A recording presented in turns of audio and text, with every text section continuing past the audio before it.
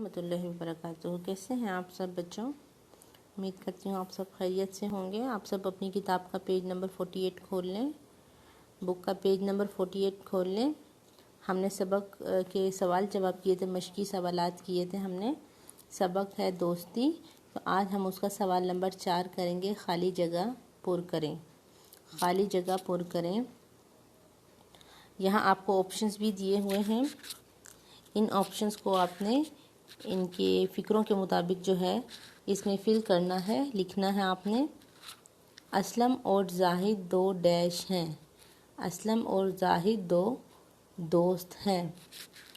दोनों एक दूसरे के डैश हैं। दोनों एक दूसरे के पड़ोसी हैं। दोनों रोज़ाना एक साथ डैश जाते हैं। दोनों एक साथ स्कूल जाते हैं। सब इनकी दोस्ती की डैश देते हैं मिसाल। इनके डैश और हम जमात इनकी दोस्ती की तारीफ़ करते हैं। इनके उस्ताद, वो अपने बड़ों का कहना मानते हैं और गरीबों की मदद करते हैं। बेटा ये आपका क्लास वर्क है, ये अभी आप मुकम्मल करें और इसकी तस्वीर मुझे सेंड करें।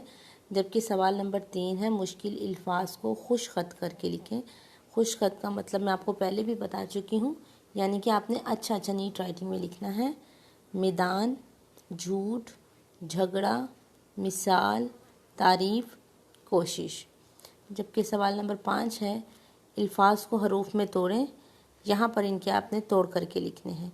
सवाल नंबर 3 और सवाल नंबर 5 जो है ये आपका होमवर्क है। जबकि सवाल नंबर 4 जो है ये आपका क्लास वर्क है। ये आप अपना क्लास वर्क मुकम्मल करें और इसकी तस्वीर मुझे सेंड करें। ठीक है बेटा, अपना ख्याल रखिएगा। अल्लाह हाफिज़।